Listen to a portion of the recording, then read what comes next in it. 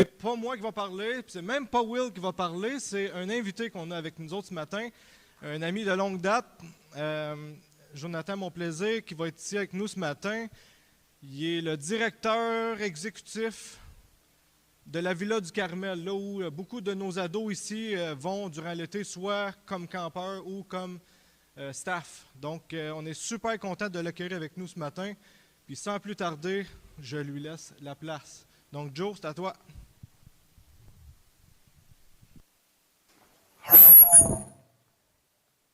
Comme vous pouvez voir, je viens directement de l'espace avec les sons qui m'accompagnent. La Villa du Carmel, normalement, là, quand je viens dans les églises, je prends un peu de temps, je vous montre des vidéos, je vous montre c'est quoi la villa, puis là, vous êtes tous enflammés, vous avez tout le goût de venir. Ce matin, ce ne sera pas mon objectif. Non. Désolé, vous viendrez à la villa pour voir. Ce qu'on va faire, bien, quand même, je ne veux quand même pas passer sous le silence qu'il y a des camps d'hiver qui s'en viennent. On a besoin de staff, on a besoin de gens à la cuisine et puis aussi comme moniteur. J'aurais aussi le goût de vous jaser des projets qui s'en viennent. On a un échange étudiant qui s'en vient avec un autre camp de l'Ontario. On veut échanger avec eux. Et puis, ils s'en viennent le mois prochain. J'aimerais ça qu'on les accueille adéquatement. J'aimerais ça jaser de ça avec vous après. Et puis, j'aimerais ça jaser d'une idée de camp de survie que j'ai. Quelque chose comme pas assez proche de mourir pendant une fin de semaine, ce qui pourrait être intéressant. En tout cas, j'ai fait tout ça dans ma vie et ça m'a très bien plu. Je voudrais savoir s'il y a un intérêt auprès des jeunes pour ça. Donc, venez me voir à la fin. Je veux jaser de ça avec vous. Mais là, ce matin, on a beaucoup de pain sur la planche. À l'église de Shawinigan, où je vais, on fait une étude sur les réalités éternelles. On a pris le thème, les réalités éternelles, et puis on s'est divisé la Bible en un paquet de morceaux. Dans mon cas, j'ai comme été pigé pour étudier les épîtres. Donc, c'est 21 livres dans la Bible, des lettres qui ont été écrites aux églises des années 60, et pas 1960, mais bien les années 60, 60 tout court. Et puis, ces lettres-là, ils nous révèlent des choses par rapport aux réalités éternelles, par rapport à l'éternité passée, par rapport à l'éternité future, par rapport à ce qu'on doit faire aujourd'hui en vue de ce qui s'en vient. Et puis, moi, il a fallu que j'étudie ça. J'ai trouvé à l'intérieur des épîtres 90 paragraphes, si on veut, dans lesquels il y a environ 190 versets qui parlent des réalités éternelles. Et je veux vous les lire tout ce matin. Yeah! En fait, c'est ça l'idée de base, c'est qu'on pourrait lire la Bible, puis à l'intérieur de la Bible, sortir toutes les affaires qui nous intéressent. Ce serait intéressant quand même, mais ce ne serait pas ça que la Bible veut qu'on fasse. Elle veut qu'on sache exactement ce qu'elle veut nous dire. Elle ne veut pas qu'on s'invente un message qui fait notre affaire quand on la lit. Et puis, idéalement, je vous aurais tous lu les 190 versets, mais on ne fera pas ça. On va faire un peu comme un échantillon. Quand on va chez Club Price, là, ils nous donnent un échantillon, par exemple, d'une barre tendre. Normalement, ce serait le fun qu'ils fassent ça, mais ils ne vont pas nous donner juste le chocolat qu'il y a dessus, puis nous le donner en échantillon, puis dire, regardez, ça c'est un échantillon de la barre tendre, goûtez-y, vous allez voir, c'est bon. Ils vont nous donner un échantillon avec les mêmes proportions. Puis ce que j'ai fait, c'est que j'ai pris les proportions de toutes les itérations, des mentions de l'éternité, passé, futur, le ciel, l'enfer, tout ce qui est discuté par rapport au monde qui s'en vient dans l'éternité. Puis là, j'ai fait un graphique. Puis là, j'ai regardé combien de minutes je devais vous parler de chacun de ces éléments-là. Donc, c'est ça qu'on va faire un matin. Je vais vous parler pendant 2 minutes et 0,75 des caractéristiques du ciel et de l'éternité. Je vais vous parler un peu du fil des événements, du jugement qui s'en vient, des récompenses qui s'en viennent.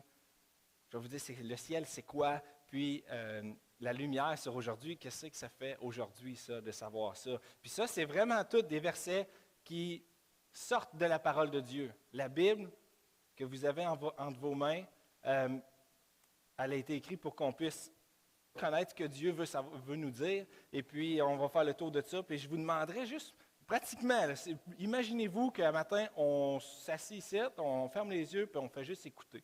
C'est pas bien compliqué. On n'analysera pas en détail chacun des versets, mais on veut avoir une idée globale de ce que Dieu veut nous dire par rapport à l'éternité. Donc, j'aimerais ça que Dieu puisse illuminer les yeux de notre cœur pour que vous sachiez quelle est l'espérance qui s'attache à son appel. Puis, on va juste tout simplement demander à Dieu de faire ça. Donc, on va prier. Seigneur, merci pour ta parole que tu nous as donnée par écrit. Merci pour ta grâce et pour ta patience envers nous. Merci pour ton amour envers nous. Puis on te demande ce matin que tu puisses nous ouvrir les yeux. Que quand on entend ta parole, que ça puisse transformer nos vies, que ça ne reste pas sans effet. On te demande, Seigneur, de nous dire ce que tu veux nous dire, de nous enlever nos propres intérêts à nous et puis qu'on peut juste accueillir ce que tu as à nous dire. Amen. Donc, dans les caractéristiques du plan éternel, là, comprenez bien la démarche. Là. C'est vraiment, je vous garoche tout plein d'informations, puis je veux que vous ayez un goût, le taste de ce que c'est l'éternité. Et puis, c'est tout plein d'informations qui sont envoyées en rafale, et puis, on ne va pas vraiment en profondeur, mais goûter à force qu'on avance. Premièrement, le ciel, les caractéristiques du plan éternel, c'est que premièrement, il a été prévu. Il est prévu depuis un méchant bout, ça dit même que c'est depuis avant les temps éternels. Ça dit aussi que le plan éternel de Dieu, il est accompli.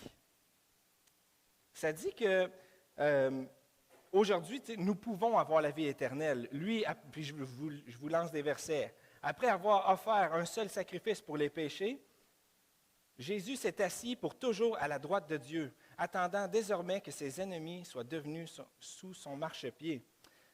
Jésus est à la droite de Dieu depuis qu'il est allé au ciel et que les anges, les autorités et les puissances lui ont été soumis. C'est Ridley, Jésus qui est venu, le Jésus méconnu dont vous avez parlé la semaine passée, c'est Ridley, c'est fait cette partie-là. En ce moment, on n'attend absolument rien.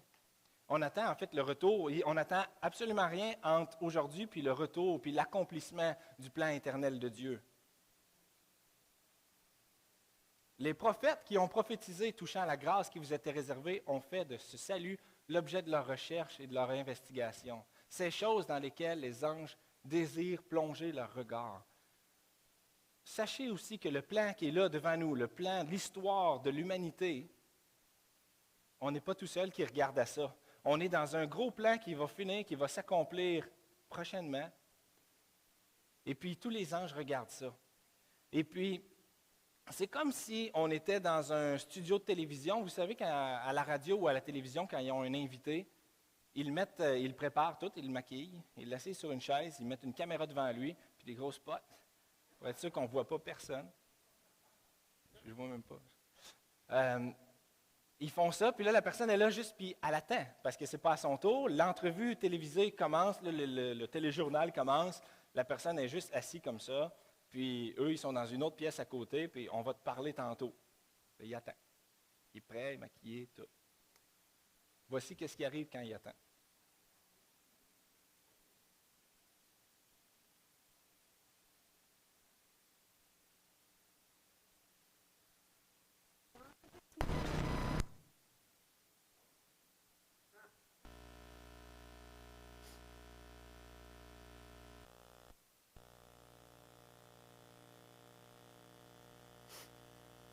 Harry Belafonte joining us live this morning from New York. Hey, good morning, Harry. Harry, wake up. Harry? Yeah? Yes. Wake up, wake I up. can't hear anything. Okay. This is your wake-up call, Harry. There's nothing. Okay, I'll tell you what. Oh! We are going, he's meditating. He's taking a little nap. Taking a little nap. See, the daylight hasn't We might come wake, he's okay. He is okay. Shop's Jennifer Jordan joining us via Skype this morning with the do-it-yourself. Oh, look, and she's asleep now, too. Oh! Hi, guys! Good morning. Wake up. Wow, our show is just it's that entertaining. OK. Vous voyez un peu le feeling? Tout est prêt en ce moment, puis c'est mon exhortation où je veux arriver à la fin, parce que de savoir devant quel événement on est live à TV. Dieu, là, il a fait un plan éternel, on est dedans. Il veut nous sauver. Il nous a créés au début de l'éternité. Il a fait tout ce qu'il faut pour nous sauver en emmenant Jésus à la croix pour nous. Puis là, aujourd'hui, on attend juste son retour. Puis là, en ce moment, il y a un paquet de gens qui aiment Dieu. Il y a des chrétiens, il y a des gens aussi qui se foutent complètement de Dieu, qui sont juste là en train d'attendre. Même si le show est live, ils sont tous maquillés, tout est fait, tout est prêt pour la fin, mais ils sont en train de s'endormir. Puis ils vont juste pogner de quoi, mais que la caméra arrive, puis ils vont dire « Hey, Harry, wake up! » C'est là, c'est le temps, là. Il ne reste rien à arriver. Le plan s'accomplit, mais il ne faut pas perdre le focus. Donc, ce plan-là, il est prévu, il est accompli ou rendu possible par Jésus, puis il reste juste à exécuter la grande finale. Donc, qu'est-ce qui va arriver? En ce jour, les cieux passeront avec fracas. Les éléments embrasés se dissoudront et la terre, avec les œuvres qu'elle renferme, sera consumée. Vous attendez et hâtez l'avènement du jour de Dieu, mais nous attendons, selon la promesse, de nouveaux cieux et une nouvelle terre où la justice habitera. Il y a le moment là, où ça va arriver, où Jésus revient et qui établit son règne sur la terre, ça va être un jour où les cieux passeront avec fracas. Ça ne passera pas inaperçu. Il va y avoir deux choses à ce moment-là. Écoute, j'aurais pu vous parler d'un paquet de détails. On appelle ça l'eschatologie. Comment ça va se passer? Il va arriver quoi en premier? Puis tout ça. Mais quand je lis les épîtres, les 21 épîtres, ce n'est pas ça que je retiens. Ce n'est pas tous les détails de comment ça va arriver. Je retiens qu'il va y avoir une délivrance. Je retiens qu'il va y avoir une réconciliation. En gros, c'est ça qui va arriver. C'est ça qu'on doit retenir. Regardez qu'est-ce qui va arriver. Dieu, selon sa grande miséricorde, nous a régénérés pour une espérance vivante, par la résurrection de Jésus-Christ d'entre les morts, pour un héritage qui ne se peut ni corrompre, ni souiller, ni flétrir, lequel vous est réservé dans les cieux, à vous qui, par la puissance de Dieu, êtes gardés par la foi pour le salut prêt à être révélé dans les derniers temps. Ce qui va arriver, c'est que le salut va être révélé. Comment? Nous serons changés en un instant, en un clin d'œil, à la dernière trompette. La trompette sonnera, les morts ressusciteront incorruptibles, et nous serons changés. Car il faut que ce corps corruptible revête l'incorruptibilité et que ce corps mortel revête l'immortalité. Alors s'accomplira la parole qui est écrite. La mort a été engloutie dans la victoire. Grâce soit rendue à Dieu qui nous donne la victoire par notre Seigneur Jésus-Christ.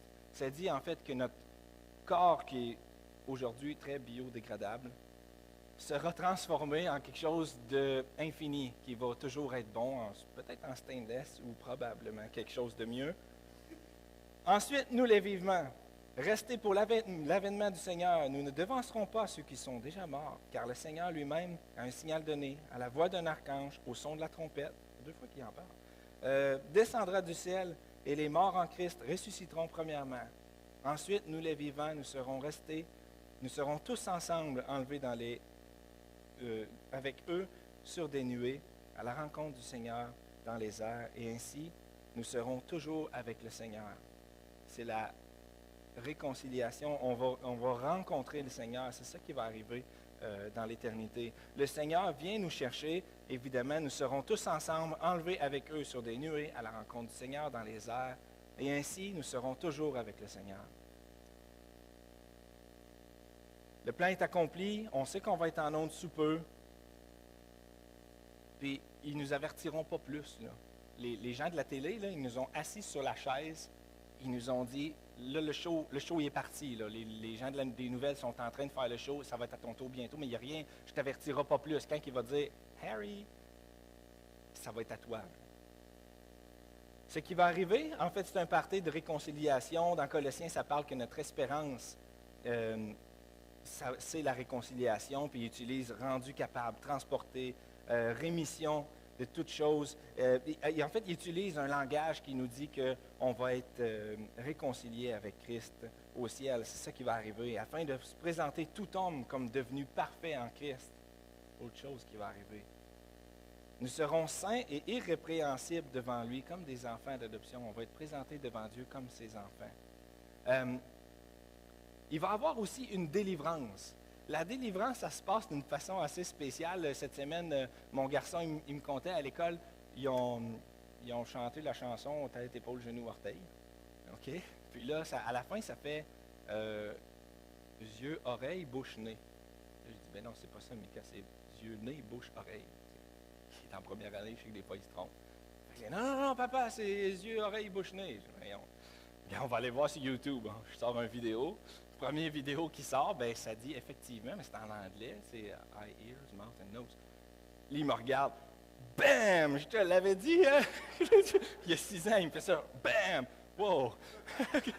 Je pense que la délivrance, c'est juste une petite illustration, la délivrance va arriver un peu comme ça. Ça va être Dieu qui nous avait dit que ça allait être de cette façon-là, que ça allait arriver, ça va faire bam! Je reviens. Je vous l'avais dit, il n'y a plus de puis gager la preuve, puis on a écouté un autre après, puis il me refait encore la même affaire. Hein, je te l'avais dit, bam!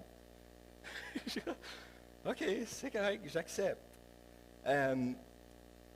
Ce sera une délivrance. En fait, on attend le Messie qui viendra prendre sa place.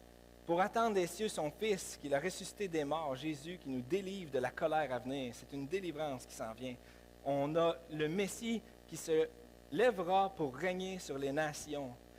Le Dieu de paix écrasera bientôt Satan sous nos pieds, afin qu'au nom de Jésus, tout genou fléchisse dans les cieux et sur la terre et sous la terre, et que toute langue confesse que Jésus est Seigneur à la gloire de Dieu le Père.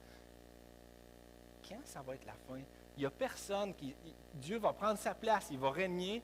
Puis là, aujourd'hui, en politique, quand il y a un nouveau chef, là, il y a toujours un paquet de groupes de gens, de syndicats, il y a toujours quelqu'un qui se lève, des étudiants qui disent « Non, je ne suis pas d'accord. » Quand Jésus va revenir, ça va être « Bam! » Puis il n'y aura pas personne pour se lever pour dire qu'ils ne sont pas d'accord, parce que tous genoux vont fléchir. Toute langue va confesser que Jésus est Seigneur. Pas parce qu'il va le faire méchamment, parce qu'il mérite d'être le Dieu qu'on regarde avec admiration. Puis c'est ça qui est simplement ça qui va arriver. Si on ne le fait pas aujourd'hui, c'est juste parce qu'on ne le voit pas assez, peut-être. Ce jour-là ne se fera pas subtilement.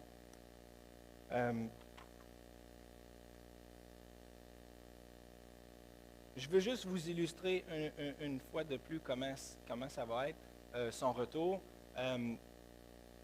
Regardez, je vais vous montrer une vidéo, pas tout de suite. Je vous montre une vidéo, c'est les plus gros speakers au monde. Okay? Regardez la réaction, là.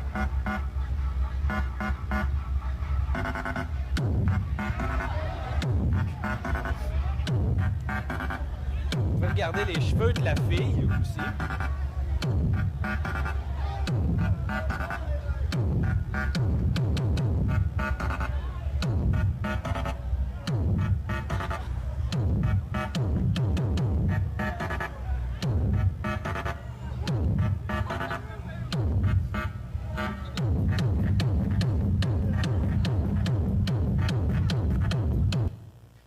Le retour de Dieu ne se fera pas subtilement. Ici, on parle de la victoire finale de Christ. Ça va être comme mind-blowing.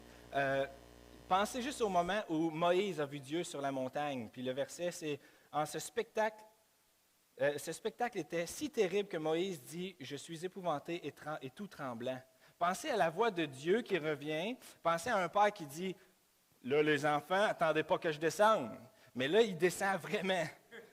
Mais c'est la voix de Dieu. C'est la même voix qui a créé le monde. Avec cette voix-là, il a dit, il a prononcé des mots, puis il a créé tout le monde. Puis là, il s'en vient vraiment pour régler la situation. Puis, ça dit, lui dont la voix alors ébranla la terre, et qui maintenant a fait cette promesse, une fois encore, j'ébranlerai non seulement la terre, mais aussi le ciel. Bam! Je reviens. C'est ça qui va arriver. Plus gros que les plus gros speakers du monde.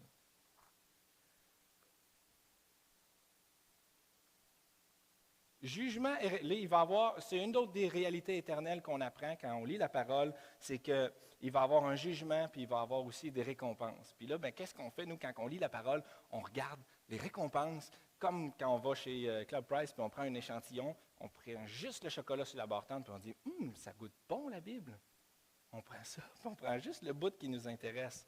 Mais en fait, dans l'échantillon, il y a beaucoup de jugements. Et puis, je vais juste vous lire en quoi ça consiste, ce jugement-là. En fait, le jugement, c'est un jalon majeur de l'histoire de l'humanité. C'est un moment très, très important. L'humain a été créé, puis il s'est servi de sa liberté pour se rebeller contre Dieu. C'est un principe fondamental. Puis déjà, au moment où l'humain s'est rebellé contre Dieu, Dieu avait déjà prévu un moyen pour rétablir cette relation-là, puis pour nous éviter le jugement. Il a envoyé Jésus-Christ mourir sur la croix. Fait que si on pense, en termes de jugement, je pense que c'est assez valable, là, la crucifixion. C'est quand même un très, très gros jugement qui est tombé sur le Fils unique de Dieu. Et c'est ça qui nous permet aujourd'hui. Donc, quand on parle de jugement, je ne veux pas que vous soyez sur vos chaises. « Ah non, on va tomber en jugement. » Non, c'est justement le jugement. Je veux vous le présenter. La Bible en parle parce qu'elle nous dit c'est quoi qu'on évite. Je vous lis des versets. « Mais par ton endurcissement de cœur, par ton endurcissement, je vais boire de l'eau.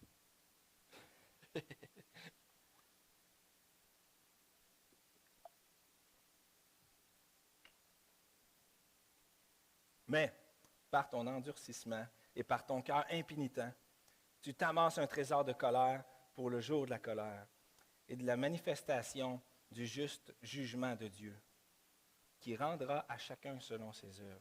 On amasse, ça c'est clair. On amasse soit pour un jugement, en fait, soit qu'on se magasine de mauvais quart d'heure, ou qu'on s'amasse pour la gloire et pour les récompenses.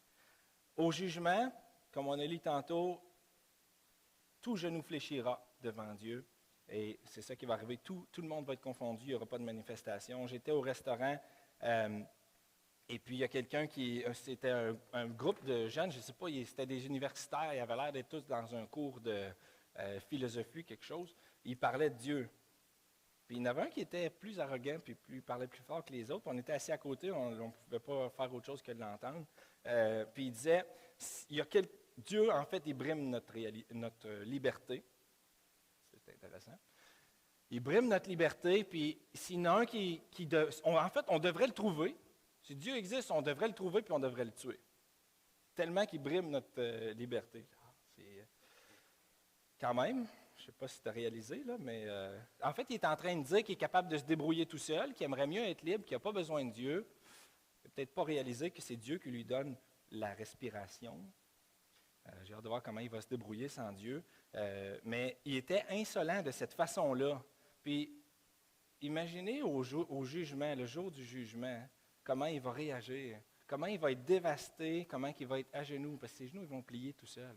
Il va être dévasté de comprendre à quel point Dieu l'aimait autant, puis que lui était aussi rebelle face à lui. Nous comparaîtrons tous devant le tribunal de Dieu, car il est écrit, « Je suis vivant, dit le Seigneur, tout genou fléchira devant moi. Et toute langue donnera gloire à Dieu. Ainsi, chacun de vous rendra compte à Dieu pour lui-même. » Il y a plein de gens j'entends souvent ça. « Ah, moi, je vais m'arranger. Quand je vais arriver au ciel, je vais m'arranger avec Dieu. » En fait, c'est très vrai. Il va falloir que tu t'arranges avec lui. Tu ne seras peut-être pas aussi fier que tu l'es en ce moment. Et puis, là, je parle des gens peut-être qui sont rebelles contre Dieu. Regardez ce verset-là. « Celui qui me juge, c'est le Seigneur. C'est pourquoi ne jugez de rien avant le temps, jusqu'à ce que vienne le Seigneur, qui mettra en lumière ce qui est caché dans les ténèbres et qui manifestera les desseins des cœurs. Alors, chacun recevra de Dieu la louange qui lui sera due. » Ce qui est caché là, dans ton cœur aujourd'hui, tu as l'air bien fin, mais devant Dieu, ça va être tout révélé. On va savoir ce qu'il y a dans ton cœur. Ça donne un petit peu d'humilité quand on pointe le doigt aux autres. Car il est de la justice de Dieu de rendre l'affliction à ceux qui affligent.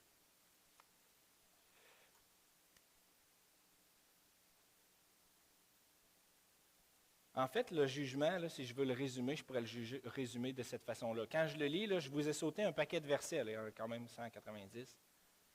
Mais ce que je retiens quand je les lis toute la gang, le jugement, ça va être pareil comme... je ne vous ai pas mis cette vidéo-là parce que c'est un petit peu moins approprié.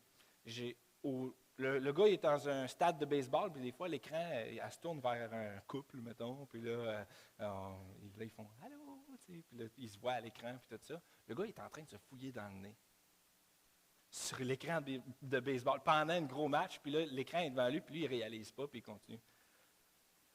Ouh! Ça, là, je pense, ce que je vois là, quand je lis les passages, que j'entends du jugement, c'est le plus gros jugement, ça va être notre propre honte. Il n'y aura pas besoin de nous torturer pour nous juger, Dieu. On va juste, quand on va réaliser qu'il nous voyait, quand on va réaliser qu'il nous voyait dans notre rébellion, puis qu'on va être juste face à lui, face à sa perfection, là, c'est ça le jugement. D'être séparé de Dieu, puis pour l'éternité, c'est ça le plus gros jugement. Puis, il y a beaucoup de versets qui en parlent. Il en parle 2 fois plus que des récompenses. Mais il y a des récompenses aussi. Tous les efforts qu'on fait aujourd'hui pour plaire à Dieu, ils vont être très payants. Parce que, voici des versets. Nous sommes héritiers de Dieu et co-héritiers de Christ. J'estime que les souffrances qu'on a aujourd'hui sont... Il manque un bout de verset. Et ce n'est pas elle seulement, mais nous aussi qui avons les prémices de l'Esprit. Nous aussi, nous soupirons en nous-mêmes en attendant l'adoption, la rédemption de notre corps. On va avoir un nouveau corps, on va avoir des couronnes aussi. Qui est en effet notre espérance ou notre joie ou notre couronne de gloire? N'est-ce pas vous aussi, devant notre Seigneur Jésus, lors de son avènement? Oui, vous êtes notre gloire et notre joie. C'était dans 1 Thessaloniciens qui était question de ce verset-là, puis il disait, notre gloire au ciel, ça va être qu'est-ce qu'on a fait, ça va être l'aide qu'on va avoir apportée aux gens qui sont alentour de nous, l'aide au niveau matériel puis spirituel. On va avoir il parle aussi de couronne de vie. Heureux l'homme qui supporte patiemment la tentation, car après avoir été éprouvé, il recevra la couronne de vie que le Seigneur a promise à ceux qui l'aiment. Il y a des couronnes il y a plusieurs sortes de couronnes, je passe rapidement. Il y a beaucoup de récompenses qui vont être données au ciel, puis ça va être juste en fonction de si on a... Dieu, à la fin, va nous faire plier le genou, ça va arriver tout simplement, c'est de même, ça va se passer. Mais imaginez la différence entre plier le genou parce que lui me donne un coup en arrière du genou, puis oups, ça plie tout seul, ou parce que je l'ai fait moi-même. C'est l'occasion aujourd'hui de plier le genou, de regarder Dieu, puis de dire, je reconnais que tu es Dieu. Puis à cause de ça, je vais aimer les gens autour de moi. À cause de ça, je vais lire ta parole, je vais aimer ta parole, je vais chercher à faire ce qui te plaît. Puis ça, Dieu dit qu'il donne des couronnes pour ça au ciel. Après ça, on peut se demander, qu'est-ce qu'on va faire au ciel? Ça va être quoi le contenu? C'est quoi le ciel? Puis ici, ça dit, « Réjouissez-vous plutôt et soyez toujours dans l'allégresse à cause de ce que je vais créer. » Une des choses que je retiens du ciel, après avoir lu tout ça, c'est que Dieu n'a pas fini de créer. La création qu'il a faite au début, c'était juste une partie de la création parce qu'il va créer d'autres choses encore. Puis là, on devrait se questionner sur celui qui fait l'éternité. Celui qui fait l'éternité, c'est notre Dieu qui est puissant. Puis on parle même de sa puissance éternelle. Aujourd'hui, tout se dissipe. L'énergie qu'on a aujourd'hui, elle se dissipe. Mais Dieu est celui qui peut créer à partir de rien. Puis lui, il va continuer à créer. Le monde ne continuera pas à se dégrader dans l'éternité. Il va juste s'améliorer parce qu'il va juste être parfait parce que Dieu peut donner la vie. Il peut donner une vie impérissable et puissante. C'est lui qui donne la vie, Dieu qui ressuscite les morts. L'éternité est basée sur l'essence même de Dieu, sur sa puissance à lui, sur sa capacité de donner la vie, puis de l'enlever, puis de la redonner. Il n'y a aucun problème avec ça. Ça dit qu'on va être une bonne gang, on va être une foule. Il y a des versets qui nous disent ça. Ça dit qu'on va aussi juger. Si vous voulez savoir qu'est-ce qu'on va faire au ciel, on va juger les anges et on va juger le monde. On va le voir tel qu'il est. Il va avoir des surprises. Il va créer un corps à notre goût, à son goût en fait. Puis Dieu lui donne un corps comme il lui plaît. Et à chaque semence, il donne un corps qui lui est propre. Il ne va pas juste réparer notre corps, parce qu'il fait référence aussi souvent à une semence. Comme si aujourd'hui, on était juste une semence, puis que dans l'éternité, cette semence-là, il la transforme. Il ne fait pas juste la réparer, il la transforme en un arbre. La semence meurt, puis là, elle s'épanouit complètement. C'est ça qui va arriver au ciel. On va être complètement épanoui, on va être complètement sanctifié, Ça veut dire qu'on va être parfait devant Dieu. Et le but de la vie va être réalisé. Le but de la vie étant la vie éternelle. On va être un show. Je vais juste vous trouver ça. Voyez-vous ça? On va être un show. Le verset, c'est « Il nous a ressuscités ensemble, il nous a fait asseoir ensemble dans les lieux célestes en Jésus-Christ, afin de montrer dans les siècles à venir l'infinie richesse de sa grâce par sa bonté envers nous en Jésus-Christ. » Il va y avoir un show au ciel, puis il va dire « Regardez ce que j'ai fait. Regardez ce que j'ai fait avec ceux que j'aime. Regardez, puis on est comme l'objet du show. Regardez comment c'est beau. » On est des citoyens. Dans le ciel, on est des citoyens des cieux. Il n'y a pas personne qui se sent de côté. On va avoir les genoux pliés. On a vu des versets là-dessus. Et puis le lieu, l'éternité, c'est le lieu dont l'Éternel est l'architecte. Ça devrait être assez bien fait. Et puis là, je saute un paquet de versets qui nous en apprennent sur le ciel. Mon père et François Mascotte, qui est un tireur de joints professionnel, a fait ça toute sa vie. Maintenant, il est retraité. Puis il voulait montrer à mon père comment faire des joints. Mon père, il dit, non, c'est correct, j'ai en masse de choses à faire comme ça. Si j'apprends à faire les joints, je vais être tout le temps occupé. Puis il y a des gens qui nous disent, ouais, mais au ciel, ça va être plate. Tu sais, tu vas juste comme flotter, c'est la paix, il ne se passe rien. Tu es comme juste un esprit, il ne se passe rien. Réalisez le nombre de choses qu'on va connaître au ciel. On va tout connaître. On va voir Dieu tel qu'il est. Il va avoir renouvelé notre intelligence. Fait un peu comme mon père. Je pense qu'avec toutes les choses qu'on va connaître, on ne devrait pas avoir le temps de s'ennuyer. Puis j'ai marqué « et plus » parce que j'en ai sauté un paquet. Tout ça, ce que ça fait sur aujourd'hui, toutes les choses qu'on apprend sur l'éternité, ce que ça devrait changer dans notre vie, c'est qu'on devrait saisir la vie éternelle. On devrait saisir ce qui s'en vient devant nous. Et puis cette vie éternelle-là, c'est celle à laquelle on a été appelé. Je vais juste vous donner un exemple. Je suis allé à l'école L'Eau Vive, c'est une école chrétienne à Québec. Et puis je devais encourager les jeunes qui étaient là-bas. Et puis on lisait un texte dans la Bible. Puis là, je les ai dit, moi, j'étais à la Villa, on fait toujours des concours avec tout le temps un concours. Donc là, on fait un concours. Trouver tel verset. Puis là, les jeunes commencent ils sortent leur Bible. Tu sais, ils commencent à chercher tranquillement. L'autre, j'ai mon portable. Fait qu'il avait la Bible dans son portable, commence à l'ouvrir. La moitié ne faisait absolument rien. Mais moi, je m'étais entendu avec la cuisinière, je m'étais entendu avec la professeure qui était avec moi, puis moi, j'avais des choses dans mon sac. Quand la personne a trouvé le verset, OK, tu l'as le verset? Ouais! Je suis sorti, j'avais des klaxons, des gros criards, la cuisine est sortie avec les klaxons, ouais, on avait des serpentins qui revolaient partout, des confettis, j'avais une barre de chocolat, tiens, bravo, t'as un prix. Et puis là, la fille était là, qu'est-ce que c'est ça? Je dis, oui, je vous avais dit que c'était un concours.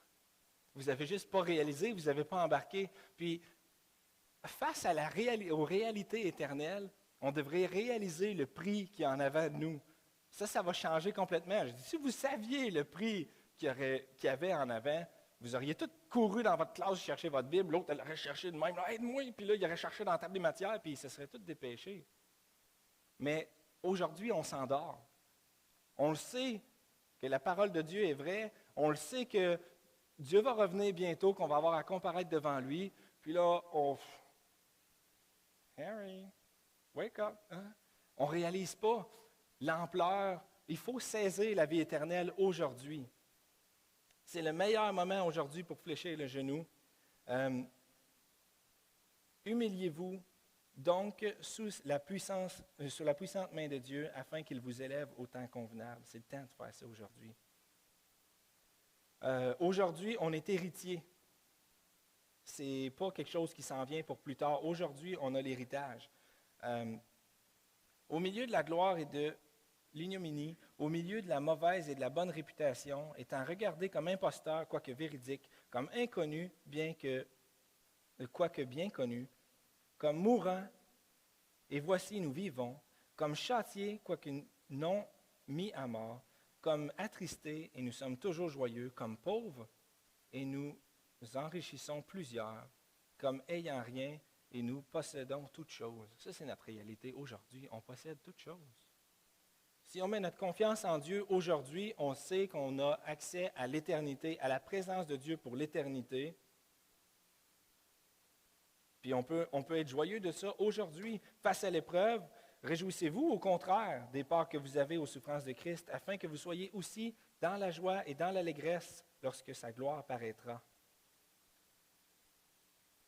Remarquez le temps présent de l'héritage. Aussi, tu n'es plus esclave, mais fils.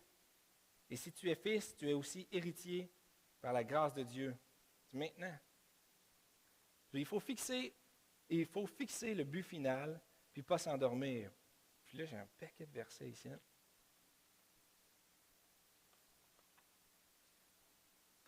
Je vous les lis. Okay? Essayez pas de voir au détail, essayez de voir ce que Dieu vous dit à travers ça. Okay? Si donc vous êtes ressuscité avec Christ, cherchez les choses d'en haut, où Christ est assis à la droite de Dieu. Affectionnez-vous aux choses d'en haut et non à celles qui sont sur la terre, car vous êtes morts et votre vie est cachée avec Christ en Dieu. Quand Christ, votre vie paraîtra, alors vous paraîtrez aussi avec lui dans la gloire. Maîtres, accordez à vos serviteurs ce qui est juste et équitable, sachant que vous aussi, vous avez un maître dans le ciel. Pensez à ce qui s'en vient. Vous exhortant, vous consolant, vous conjurant de marcher d'une manière digne de Dieu, qui vous appelle à son royaume et à sa gloire. Un autre verset, la pitié est utile la piété est utile à tout, ayant la promesse de la vie présente et celle de la vie à venir. Se concentrer sur les choses de Dieu, la piété là, aujourd'hui,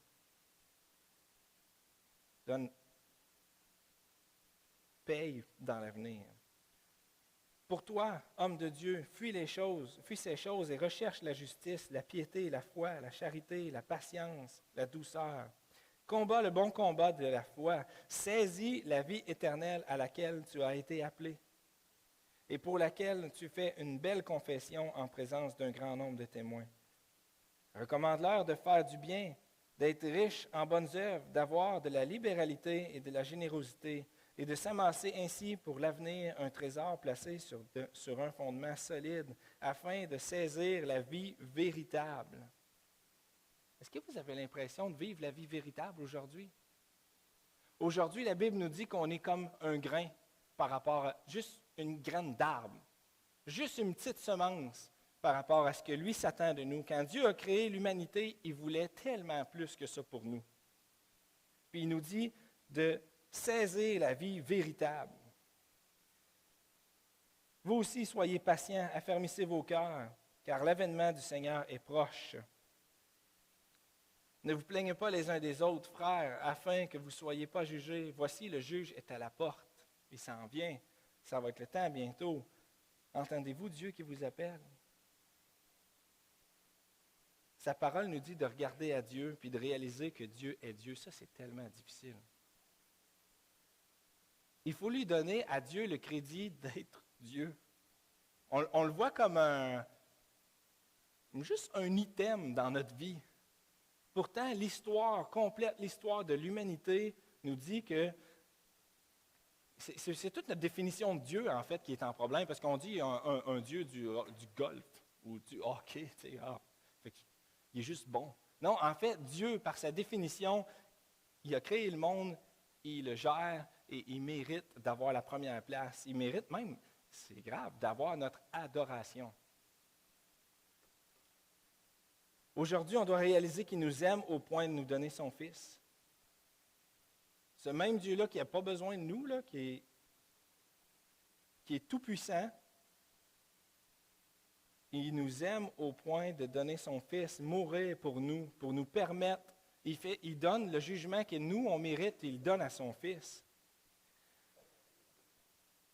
Aujourd'hui, saisissons la vie éternelle. C'est le temps, aujourd'hui, de fléchir le genou. Il ne faut pas attendre d'être obligé. C'est pourquoi, saignez les reins de votre entendement, soyez sobres ayez une entière espérance dans la grâce qui vous sera apportée lorsque Jésus-Christ paraîtra. Il faut aujourd'hui espérer en Dieu. Parce que Jésus nous permet de le faire aujourd'hui, il faut avoir tout un espoir.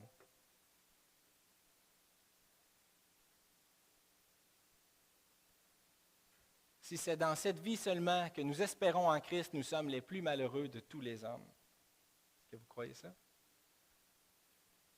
Ma prière aujourd'hui, c'est que le Dieu de l'espérance vous remplisse de toute joie et de toute paix dans la foi, pour que vous abondiez en espérance par la puissance du Saint-Esprit.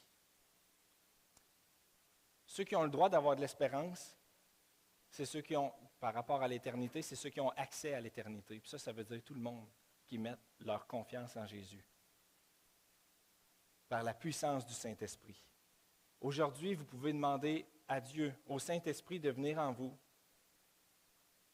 Vous pouvez lui demander pardon pour votre attitude rebelle comme mon universitaire. Vous pouvez réaliser que vous êtes en onde aujourd'hui, puis qu'il reste juste son retour à venir, puis vous pouvez dire, non, je n'ai pas le goût d'être endormi. Je n'ai pas le goût de faire comme si de rien n'était. Puis je veux plaire à Dieu aujourd'hui, puis à partir de maintenant, se fier à l'Esprit qui est en nous, l'écouter, puis juste le suivre. Puis s'il me donne un intérêt pour la Bible, bien de la lire. S'il me donne un intérêt pour prier, de le faire, pour le servir, que je le fasse parce qu'il revient bientôt, c'est imminent, puis il faut y aller. Je vous demande, juste en terminant, de prier avec moi face à ces réalités éternelles qui sont devant nous. Prions. Seigneur, on entend plein de versets ce matin, on entend ta parole qui nous dit un paquet d'affaires. Tu nous parles de l'éternité passée, présente et future, tout ce qui est dans le monde spirituel qui s'en vient. Seigneur, je te demande de nous ouvrir les cœurs, qu'on puisse voir à quel point tu nous aimes, à quel point tu es puissant et que tu nous mérites notre adoration. Seigneur, que ce qu'on entend là, ça ne nous laisse pas indifférents, qu'on s'en retourne puis avec le goût d'en savoir plus sur toi, avec le goût de t'aimer plus puis passer plus de temps avec toi. Seigneur, sachant que tu nous sauves, sachant qu'on n'a absolument rien à faire d'autre que de s'intéresser à toi, Seigneur, donne-nous la foi qu'on a besoin. Donne-nous le bout qui manque. Donne-nous la foi qu'on a besoin pour avoir juste cette espérance-là, que tu reviens nous chercher puis qu'on passe l'éternité avec toi. Seigneur, encourage-nous aujourd'hui, cette semaine. Amen.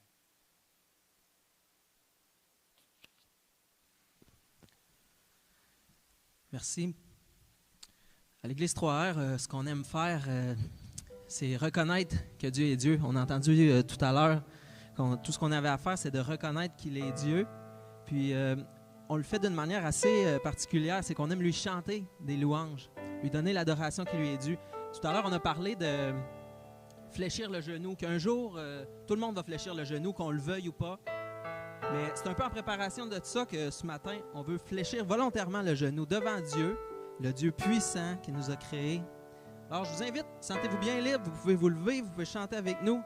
Si vous n'avez pas à cœur de chanter, réfléchissez aux paroles, parlez à Dieu dans votre cœur, mais c'est important de lui redonner ce qui lui est dû. Alors, on va chanter le premier chant qui s'appelle « Dieu des merveilles ».